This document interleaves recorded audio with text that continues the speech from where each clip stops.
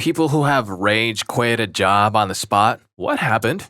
Retail, 2 weeks before Christmas. I live somewhere, it snows a lot, and at the time, I took the bus to work. The roads were very bad and the buses were running late. My phone was out, the battery didn't keep a charge very long anymore, but I couldn't afford a new one. I ran in as fast as I could, apologized profusely, and explained, but my boss tore me a new one. Fine, I brushed it off and got on the sales floor quickly. I picked up every shift dropped at this place. I was only part-time and I needed the money. I could be relied on to come in last minute just about always. I was never late or missed shifts ever. This was the first time. I saw her take out the schedule binder, which reminded me I had a doctor's appointment the following week. I told her the day and the time. She asked me what it was for. I paused because that's a weird thing to ask, but also because where I live, you can't ask by law. I told her that was none of her business and she couldn't ask me that. She told me if I was going to screw her over at Christmas, it was her business. And that was it. I marched to the back room, got my things, and walked right out saying, "Now you're screwed," and flipped her the bird. I really needed that job and the money, but I didn't need to be treated that way. Not long after that, the manager was fired, the new replacement called me to come back, and I did. I guess she was, in fact, screwed. Story 2. I was working at a restaurant and a few of the staff told me the owner would sometimes mess with their timesheets and to watch out for that. Upon hearing that, I immediately went to the owner and told him I didn't take that sort of thing lightly. He assured me that he would never do that, and I went back to work but kept all my punch receipts. Payday comes and I see my check was rounded down something small like 0.27 hours from 40.27 down to 40 or something. I went straight to the owner and told him I quit. He started yelling, "That's only like 50 cents. I need you tomorrow." And I said, "That's my 50 cents. I told you, don't mess with my money," then walked out. Story 3. I was in a call center selling mobiles and mobile subscriptions, and I was really good at it as well, but after about a year, the burnout was real. It was a summer day, my friends were out day drinking not even 500 meters away. At lunch, the boss pulled us all into our after-lunch meeting. He started calling me out for not calling enough, not talking long enough, and not selling enough, right in front of everybody. He ended the sentence with, "Do you even want to be here?" And to be honest, a light bulb just turned on in my head. I told him, "No, I did not." I took my jacket and I left. The best mic drop moment I've ever had. My coworkers called me after and told me he just stood there in disbelief, and I, of course, went day drinking with my friends instead. Best day ever. Story 4. I was 15 and my parents made me get my first job at a local chain store. I was in charge of walking around for 8 hours a day and facing the shelves, which basically meant making sure all of the product was at the front of the shelves. The manager of my department was a guy who seemed to be a journeyman for the company contracted to move from store to store. His personal skills were lacking, and it was obvious even when I was 15. Imagine a man who looked like Bam Margera, sober, wearing a polo, and always walking fast. Anyways, I was on the floor facing the shelves and a guy I worked with, older than me, probably like 20, 24, was next to me. He needed the job. We were talking to each other quietly as we were doing a task right next to each other. Nobody was around. Bam walked by and immediately summoned us to the back of the store. I knew we were in trouble by the way he spoke to us. He proceeded to explain that we were never allowed to talk during our work. I don't know how to explain it, but something about the way he spoke felt like being scolded by an angry principal. Before I could say a word, the guy I worked with was extremely apologetic and said he was sorry and it wouldn't happen again. Bam looked at me for a similar apology, and I told him, "Screw you," and I walked out. Not sure if I'm the schmuck in the situation, but I was 15 and I was mad, and a no talking at work policy seemed unreasonable. Story 5. My husband, before we got married, was paid a flat salary with no overtime pay. However, he was promised time off in place of overtime. He worked nonstop.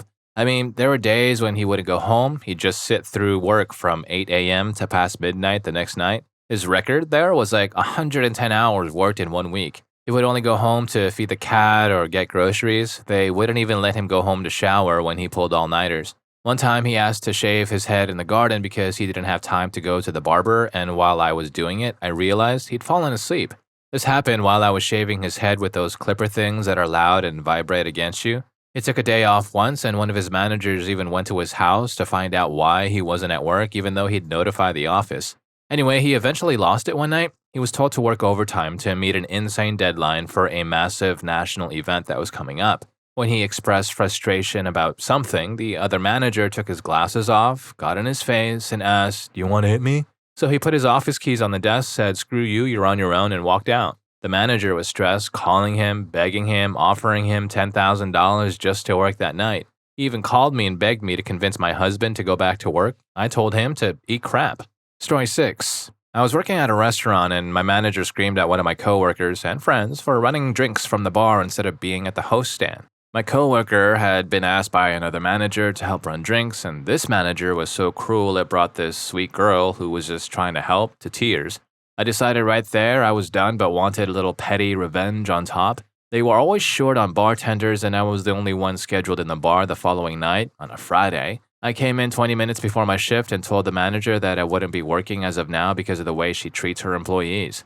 Story 7. My nonverbal autistic client was becoming increasingly aggressive because her crappy dad was insisting that her direct support professionals, 2 other women and I, take her out for a total of 10 hours a day. Sometimes people just want to relax and be at home, and she was no different. Anyway, she suddenly freaked out and grabbed me by the hair and started yanking me around in the middle of JCPenney. A stranger had to help calm her down and get her off of me. At this point, I was 2 months behind in being paid, and her dad kept telling me the money was coming. I wasn't going to accept getting physically harmed at work for free, so I drove her home, left her with her brother because the dad was out of town at a conference, and quit. I told the woman who worked the shift after me about what happened, and she quit in solidarity with me. Story 8. I worked for the city of Manhattan Beach, sweeping the Strand from El Porto to Hermosa Beach. There was a crew of 4 of us and our supervisor, a woman whose name escapes me now. She wasn't the problem. Her boss was the problem. He micromanaged all of us every day. No matter what we did, we were doing it wrong. What the heck was wrong with us? What a bunch of losers. Just what you'd expect from a loser city that allowed certain people to be hired, and so on.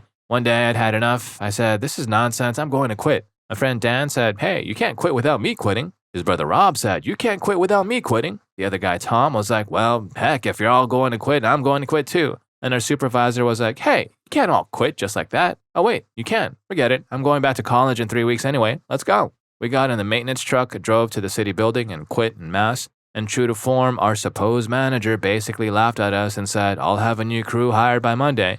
We later found out he got fired, which was nice, but we still weren't going back to work just because it was a poor job anyway. LOL. Story 9. A small nonprofit hired a new COO who was adept at flattering the director. The director enjoyed having her ego stroked, and together they made our lives miserable by indulging the COO's whims. The final straw was when the director mocked my boss, a very qualified, hardworking, kind, and efficient program head, because she was taking care of her extremely sick husband at the height of lockdown and then caught it herself. The director called my boss lazy for actually resting during her sick leave, unlike our COO, who was apparently still working while quote-unquote sick. The COO had tested positive but had no symptoms, and she was only signing documents which my boss had prepared while actually being in bed with a fever. The director didn't know this. Furthermore, the director stated, "This is how it's going to be from now on. If you don't like it, I want your resignation by the end of the day." Half of the total staff quit on the spot. Forget that lady and her sycophantic team. All of us are much better off now. Story 10. My manager was a bleach blonde nut job who only had her position because her daddy owned the restaurant chain. I was the assistant manager and basically ran the place while she sat in a booth and chatted with friends all day. 3 weeks before my exit, she hired her friend, who had no restaurant experience, to be a waitress. 2 weeks after that, she got married for the second time at 24 and was set to leave for her honeymoon a week later. 2 days before she was to leave, she left me a note in the office telling me that her new waitress friend was going to be in charge of the restaurant, with zero experience managing anything while she was gone. The next day, I walked in at the start of my shift and walked up to the table where she, her new husband, and her daddy were sitting and talking. I dropped my keys on the table and told her that I wasn't about to be managed by some inexperienced person she dragged in off the street 3 weeks ago. Her father asked what I meant, and I realized she hadn't told him about her decision. I briefly explained and then left. As I walked away, I heard him tell her that she created the problem and now she had to solve it, and that if it was going to ruin her honeymoon, that was her fault. Story 11. A new restaurant owner forced the kitchen to remain open after the fume hood went out during a hot summer night. We made it through half the dinner rush before the chef had to be evacuated to the hospital. My manager said she totally understood when I quit. I don't think she was in a position to quit as well, but it was written on her face that she wanted to. It was obvious the new owner bought the location without any intention to invest a single additional cent into it. He squeezed every last penny out of the place before shutting it down 6 months after the hood fiasco. A real shame, too. That place was super busy before he took over. I like to imagine he overpaid for it and it ruined him when he treated his employees like rodents. Story 12. I managed an ICU for all of 3 months after working there for years. The director of nursing effectively told me to send people home early, despite not having much wiggle room already. She twisted my arm, so I did. Then the DON offloaded ER patients into the ICU so the numbers would look better before night shift. These ER patients did not need ICU level help. She made these decisions an hour apart. Then someone had a heart attack elsewhere in the hospital, and my now very short-staffed unit had to go to that patient, leading to an absolute cluster of issues at the end of a long 13-hour shift. When I confronted her, as well as other administration, about their willingness to negatively impact my nurses and our patients, they literally told me to stop talking because they wanted to move on to a new point. I chucked my badge and told them, when the lawsuits come because someone else passed away, I'll be long gone, forget you. I left and went back to bedside nursing the next week elsewhere. Story 13. I was working at a bar/pizza restaurant, and normally there were only 2 people in the kitchen. But on that day, the other guy called out, so I was on my own, and my boss said she'd help. Basically, it just got ludicrously busy. 2 giant families came in, there was a birthday party in another section, plus all the bar orders. By help, my boss actually meant just telling me what she thought I should be prioritizing whenever she waltzed through the kitchen.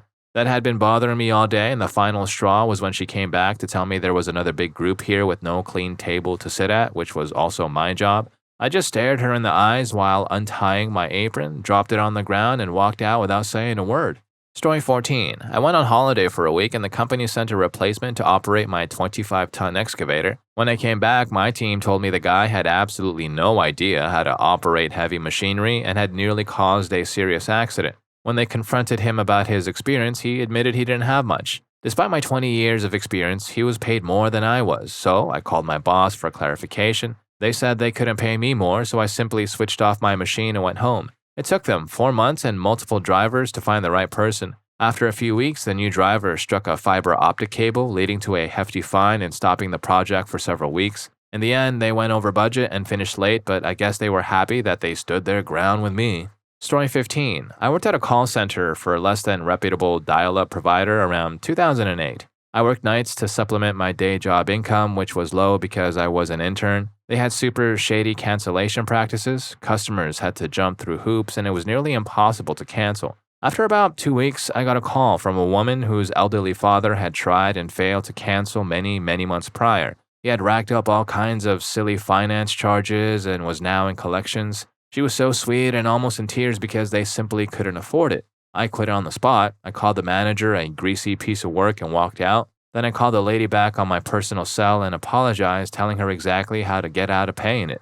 Story 16. I was a 15-year-old dishwasher and showed up to an overflowing sink full of dishes because the afternoon guy called out. The grown men at the job were underachieving individuals who either relentlessly teased me or made inappropriate comments. After an hour of my shift of being picked on by men in their 30s, I had enough. I walked over to the punch clock, picked up my time card, and held it high in the air. I locked eyes with the biggest bully and saw his face change from laughter to surprise, and he said, No, don't clock out. I said, have fun doing these dishes, clocked out, and never went back. Story 17. My first job was at Incredible Connection. For those unfamiliar, my first payslip didn't even cover my petrol to get to work. Okay, fine, as I was new and it was a sales consultant job, I figured if I made more sales, I'd get more pay. 2 weeks later, some guy came in claiming he was building a tech school. He wanted to buy 15 laptops. I got him organized with decent laptops, just slightly over his budget. The store manager came out and closed out the deal because it was so big and I was so new. Payday came around and my pay slip was even lower than the first month despite making loads of sales. I inquired why with the store manager. He hemmed and hawed and said he'd discuss it later. The lead floor salesman pulled me aside and told me what was actually going on. Those laptops were sold below cost price, meaning the store was losing money on each sale. My contract stated I made 8% of profit or loss, so by selling those laptops, I was eating into my commission. 2 hours later, the store manager confirmed that that was the case. 10 minutes later, I had my immediate resignation printed, signed, and submitted. Yes, I'm blacklisted from working there, but so what? I've actively redirected all potential customers to competitors for the last 10 years. Since I'm in IT, that's a fair few people. Story 18. The school district had barely given me enough resources to teach a lesson. School administration was refusing to acknowledge an out of the ordinary, extreme behavioral case in my class, and I was so overworked I was on the verge of a mental breakdown. My plan was to keep being the best teacher I could be for my students for the rest of the year, but quiet quit when it came to all the useless meetings and paperwork. When they announced they were moving the last 7 hired teachers to the worst schools in the district without warning, partway through the year and only giving me 2 days to move my classroom, I just told them, nah, I quit, and that was that. Wait, what? Move his own classroom? The school didn't hire someone to move everything? That's kind of crazy. Story 19. I worked in a well-known hotel chain in the UK and was the night shift manager, the only one on staff there. A new area manager started and instantly disliked me. Daily, I had to clean the hotel, not part of my job specification. I also had to do additional tasks, which were actually her jobs. I was removed from a range of training sessions the rest of the team received and then criticized when I didn't attend training I knew nothing about, or for not understanding something new that was part of the training I wasn't privy to. I was basically being pushed out of my job with these small things. Then I found a document in her office outlining the long-term plan to remove and replace me, printed emails. I waited for an evening. I knew she was at a work event, out drinking away from town. I wrote a note on the check-in desk, more or less the wording, "The night shift manager has quit. I'm sure the area manager will be pleased by this. Here is her number if you wish to check in." I left her mobile number, left the pile of incriminating emails on the front desk, and walked out. I caught up with someone who worked there a few weeks later, and this is what ended up happening. Guests started checking themselves into their rooms with the keys next to the desk. Guests were calling the area manager nonstop. Her phone was off. The main guest service phone was closed due to being after 6 p.m., so no one could reach the hotel chain. Once the area manager's phone was turned on, she apparently had a ridiculous amount of texts and voicemail messages from guests. The bigger managers were with her, so they got involved instantly, albeit while likely intoxicated. A major investigation took place where the top managers came in and basically turned the hotel over, checking everything. I received an apology by email from that manager for everything and was even offered my job back, all of which I ignored. She got fired for the evidence they found. It also turned out she was selling illegal substances from the hotel on her shifts, which they found evidence of. I feel a bit bad for the guest looking back. Glad she lost her job, though. Screw you, Lorna. Story 20. I went to visit my mom who got very sick and required 2 hospitalizations and a surgery. I took an unexpected unpaid leave to help her out with her dogs and house while she was healing and in the hospital. During that unpaid leave, I was being pestered multiple times a day by a toxic colleague and my boss. The job paid terribly. I was treated poorly throughout my time working there, despite going well above and beyond what my role was. And the multiple texts and emails every day while I was caring for my sick mother in another country sent me over the edge. I got back home over a weekend and went into the office and packed everything up. My first day back, I waited in HR's office for an hour for my boss to arrive, who was over an hour late, before giving HR my fob and official notice effective immediately. And if you're nodding your head in agreement with some of these too, don't forget to hit that subscribe and like button for more videos just like this. Story 21. My boss had me hire someone to cover a maternity leave without telling me or the new hire it was a temporary position. She did really good work, and when the other lady was due to return, he explained and told me to lay her off. We argued about the ethics of it, which culminated in me yelling, "Well, she can have my job then," and tossing my keys on his desk and walking out. Years later, both these ladies had moved on and I was asked to come back, which I did with a very clear understanding of ethical boundaries. No such issues have come up in the 8 or so years I've been there since then. As much as that situation sucked, it is really cool to see how much my boss has grown as a person, and I like to think maybe I played some part in sparking that growth. Story 22. I wouldn't call it rage, but I was a part-time employee who for over 6 months was working full-time hours, and I was the only employee who did closing in the kitchen. New management came in and refused to hire new people and kept expecting more and more from me. I was having panic attacks every shift and was overly stressed out. I was doing a job alone that should have been handled by 2 people, minimum. A day before my 1-year anniversary, which happened to be Christmas Eve, LOL, I had another panic attack because the orders wouldn't stop coming. The person who worked before me never did their job, and as I went to go restock the food bar, I saw they didn't prepare anything for me. I lost it. I told my manager everything I was thinking and that I just couldn't do it anymore. She asked me to stay because she had big plans to fix everything. I told her no and walked out. From what I heard, she left about a year later and the whole store is being run by people with substance use issues. Thank goodness I left. Story 23. I worked for a small to medium-sized business. Initially, my boss was great. I was rarely in the office except for Friday afternoons to drop off job cards, grab the next week's cards and parts. One week, I finished my work a little quicker, walked in, and the entire office crew was literally all getting shouted at because of a mistake.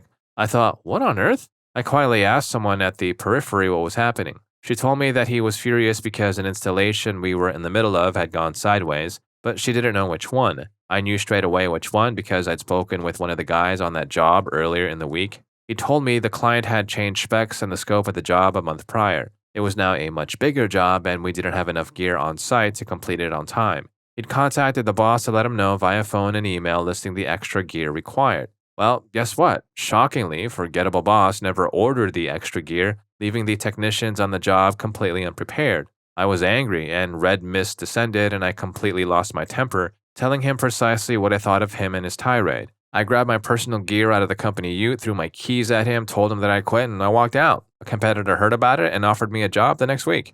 Story 24. I worked for an emperor-themed pizza chain, The management one day decided in the middle of summer to enact a policy where you couldn't come into the back of the store if you weren't in uniform, a black uniform. This was in the Las Vegas area where days get to over 110 degrees Fahrenheit. I happened to be one of the several employees who rode a bike or walked to work. There was also no public bathroom, and the only bathroom was accessible from the back area. Well, I stopped in early to drop my backpack off just inside the door to the back area so I could go over to Walmart in the same parking lot. I open the door and the manager screams at me, "You can't be back here if you aren't in uniform," in front of about 20 or so customers and started using strong language. I said nothing, I took my bag and went over to Walmart anyway while I worked out my thoughts. The more I thought about it, the more it bothered me that this minimum wage position just came with so much emotional cruelty. I finished my shopping, went back to my work, and just turned in my uniform and name tag. I told my coworker at the front counter that nobody deserves that kind of verbal cruelty. In my mind, my manager was extremely unprofessional, and by continuing to work there, I'd be an accomplice to her behavior, and I don't want to remain complicit.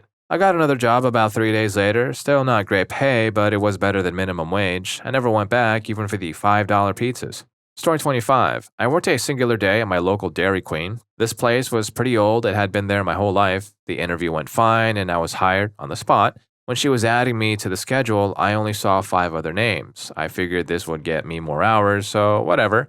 Fast forward a few days, and I went into work. I got there 10 minutes early, and they let me put my purse behind the office door. The office door, which was in the lobby, and they never closed. They asked if I knew how to count change and immediately put me on the register. Then I started making blizzards. They had 1 spoon for every 3 toppings, so everything was contaminated. The blizzard machine looked like it had never been cleaned. The cook was not wearing gloves, and I never once saw her wash her hands. It was a mess in there. All the trash from the day was just piled up in the back room. I'm talking at least 20 bags with a ton of cardboard boxes.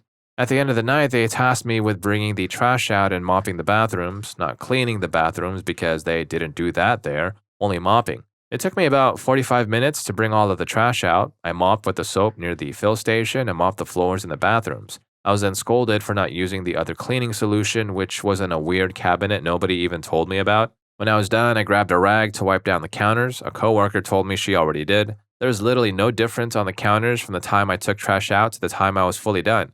It was a 10-hour shift, and nobody even mentioned breaks. Never showed up again. Story 26. Everyone in the department had been let go except for me and one other. They expected us to hold the fort down since we were the 2 best. They got rid of 30 people. This was a random Thursday morning. It was horrible. They fired all of those hardworking people I grew to be friends with. I quit when they were trying to explain how things would go now. Guess they didn't go very much. This was at the city newspaper. Shame. I expect they'll be done within 5 years. Story 27. I told my boss I could create an online store for him. He said, "Great." I then explained that's a lot of work to create and maintain, and generally more work comes with more pay. He got angry and said he could tell me what to do, whatever he wanted, and I had to do it. I explained that we have a deal of labor for money, and if we change the labor end, we also need to change the money end. He then stormed out and sent me an email with a list of duties, most of which were new. Then he came back and asked if I understood him now. I said, "Yeah, you're a schmuck," and I quit. Story 28. It was a secretarial position for a CPA in South Florida. For the first 2 months I worked there, I spent my days handling the elderly owner's mobile account, which he tried to cancel in violation of his contract. He was in the wrong, and I'm sure he knew it, but this was 8 hours a day, 5 days a week. Add to that, his partner was a disagreeable person that no woman in the office would find herself alone with if she could help it. I learned this the hard way when he tried to kiss me in the coffee room. Mind you, this was the early 2000s and I had no way of proving anything. The real final straw came when we were locking up the office and headed to our cars one Friday. The old man came running out to my car, grabbed hold of the open door with one hand and my arm with the other, screeching that Verizon was going to call and that I couldn't leave because I needed to talk to them. I asked him to get his hands off of me and my car, told him to go away, and never returned. Story 29. I've done it twice. First one, roofing job right out of high school, summer in CA, so the cool days were 90 degrees Fahrenheit. Was paying around $10 an hour, so well above minimum wage. Not so much at the job, but the guy was a schmuck and was yelling at me all day, it was hot, etc. I got home and I just thought, I'm not doing that again. Never called, never went back, no cell phones at the time, so he had no way to contact me. Like 2 weeks later, I got a job washing cars at a Mercedes dealership for the same money. Second one, right out of college, got a job at a place that was making templates for WordPress. I was a graphic designer and got hired there under the assumption I'd be designing the templates, not building them. I knew some passable CSS, but not enough. They demanded design pixel perfect between Chrome, Firefox, IE, Mate, and at least in theory, Safari. Third day, I get in an argument with the guy I reported to because the pixel perfect requirement for the text was impossible, and I asked him to show me how to do it right, and he couldn't, but insisted I still needed to. Told him he could go find a freaking magician then, ended up getting another job for $4 an hour more a month later. I don't think I'm a difficult person to work with, and most jobs I've been at for less than 6 years, most through me going away parties when I quit. However, I return the energy people come at me with, so when an aggressive schmuck comes at me with an attitude, I respond in kind. Story 30. I was in college in the late 2000s and my side gig was telemarketing. It was an easy job because we were the 1-800 number on the TV commercial promoting the product, so the people calling were already interested. My only job was to read a script and try to upsell, decent money for a teenager with no experience. Then we got this new product that was different from all the others. Somehow we obtained a list of senior citizens who were interested in cooking, so we would cold call these older folks, convince them they won a free cookbook, and then lock them into a $60 a month cookbook club that was too confusing to get out of. The pitch was, we noticed you like cooking and we want to send you a free cookbook. And they'd be like, oh, that sounds nice. And so we'd grab their details and send them a cookbook. The hook was that if they did not physically drive to the post office and return the book within 14 days, they'd be locked into a $60 a month book club for the rest of their lives. The key phrase was risk-free, as in you have 2 weeks to let us know if you want it, and if you return it, you won't get charged. And we all knew that most of these poor individuals were never going to do that, so they all got hooked into this expensive monthly subscription. It was straight up predatory marketing and disgusting. I left in the middle of my shift, I put my calls on hold and took a bathroom break, thought about it for a while and came back and just told them I couldn't do it anymore. The place had a high turnover. I feel like once you realized how awful it was, you'd drop out. They had a nickname for it, no call, no show, and it was very common. Every single day they'd have people dropping out, but somehow they'd find more workers. There was a whole bullpen room full of marketers directly taking money from senior citizens, and it made me sick. Story 31. I was working at a marina restaurant as a teen. It was my second job. My first was a receptionist for a contractor at a nuclear plant. That job finished and we moved for the next. This restaurant serves fried food and ice cream. I injured my arm scooping ice cream one night. It was a fresh bucket from the bottom of the freezer, so it was rock hard, and I felt a pain trying to get a scoop. We had the after-dinner ice cream rush, so finished my shift with one arm. Went to hospital the next day. Doctor told me to take at least 2 weeks off. My boss didn't like that at all. They called me into work saying I could work the cash register, which was a labor violation. They yelled at me about how I wasn't fast enough and was struggling to hand trays out with one arm. Finally, they snapped and sent me home. I took a week and a half off before coming back. First shift back, I'm still being yelled at, and the adult staff were questioning if I really hurt myself at all, saying it wasn't possible to hurt yourself on ice cream, and there was no difference between the buckets up top exposed to warm air and the buckets insulated down below. That I must be so weak. I'd been slinging 50-pound bags of dog food since I was like 8. I was far from weak or delicate. The owner came in and I asked if we could talk for a minute. She said, I'm busy right now. I have friends waiting for me on the boat for drinks, and then walked away. I finished serving the line, gave everyone an extra scoop of ice cream, got on my bike, and left mid-shift. Turns out they didn't report the injury, so they got into a bunch of trouble with the labor board. I found this out after I got a call a few days after I quit. I spilled all the beans on that phone call. They will very loudly tell anyone who listens about how teenagers don't want to work anymore.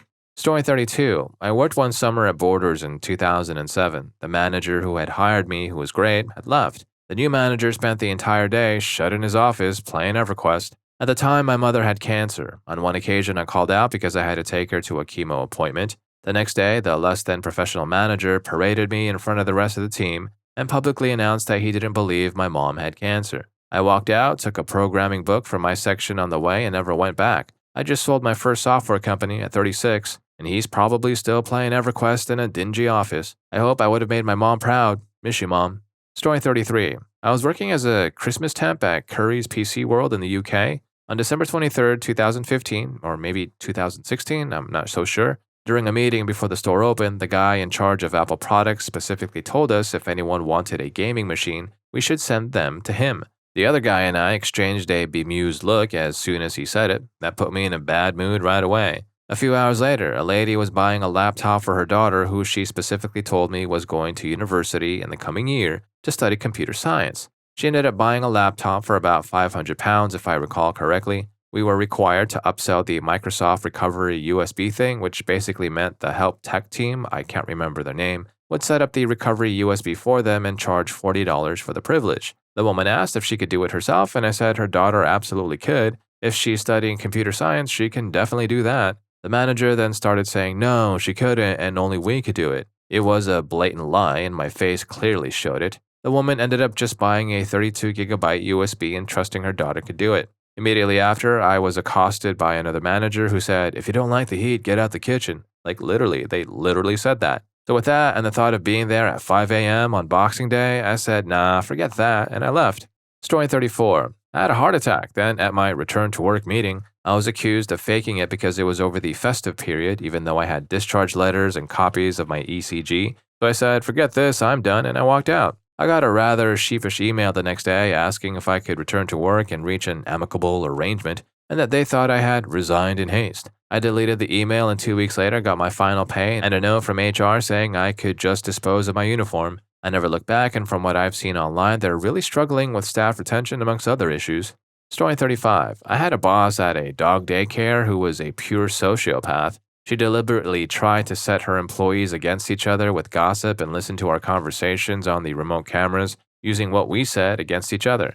And it gets worse. She heard me talking to another employee about finding another job, then confronted me and told me she would just take all my hours away if I was going to quit. Then she heard me tell another employee I contacted the Department of Labor to find out if that was legal. It is. And ambushed me after lunch to fire me in front of other employees. So, I heard you call the Labor Department about your hours. That won't be necessary. And at this point, I realized this was the only chance I was going to get to just unload on this individual, and I wasn't taking it. So, I went off. Okay, first of all, you insane person, who do you think you are? I unleashed my frustration for 10 straight minutes right in her face. I told her about when we lied to her face about throwing away shock collars she used on customers' dogs without their knowledge or consent, how she's a miserable and unattractive human being. The employees hate her, we all dread her coming in because she messes everything up, how she was incompetent, and then brought up sensitive personal accusations about her husband. I then took her to task about the time she forgot a customer's dog in the car for 3 hours in May, and then lied to the customer about it. I remember at one point I yelled, "Didn't you ever wonder why everyone who quits this dreadful place has nothing good to say about working here? It's you. You're a miserable person."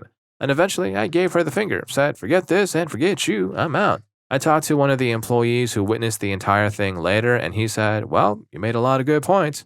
Story 36. My first job. I worked there for 3 years and was a top performer. A new batch of recruits was hired, and eventually someone from the team is assigned to them as the trainer aide, who then becomes that team's lead. I was expecting to be given that position. The manager gave the position to a girl from the previously hired team. The manager was pretty fond of her, and she wasn't a top performer. There were at least 6 others from her own group who were better than her, not to mention about 10 to 12 others who were more qualified and had better experience. I went up to him and asked why I wasn't chosen for the position and if there was something I could improve. He told me I didn't have the required qualities. Nothing else, no other explanation, no elaboration on what these qualities were supposed to be. I logged onto the system right next to his cubicle and resigned on the spot. HR tried to convince me to stay. I refused. 20 other people quit in the next 2 months, from what a colleague told me, all because of this difficult manager. About 10 years later, I was working at a different company and was now in upper management. I ran into the old manager, who was still at the same level, about 4 tiers below me, now at my company. We just made small talk and I didn't gloat, but we both knew.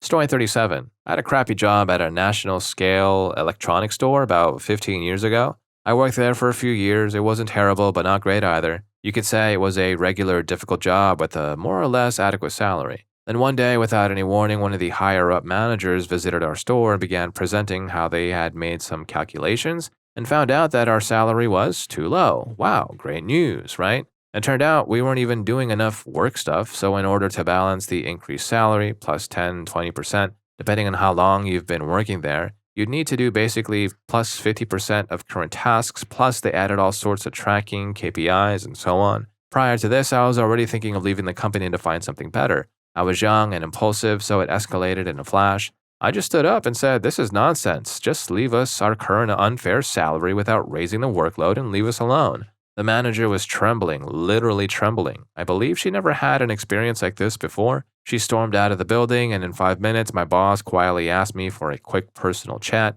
It turned out she, the higher management person, called him and told him to fire me immediately after storming out of the building. My boss said it wasn't personal and he was okay with me, but I had overextended this time, and he couldn't do anything. But as I've said, I was already planning on quitting, so I just thanked him for being honest and asked what papers I needed to sign. It was the fastest job quit in my life, by the way. Everything took literally an hour or so. That lady must have been really upset. And if any of these stories got to you, here's more for you. YouTube thinks you're going to love this. I'll catch you in that video.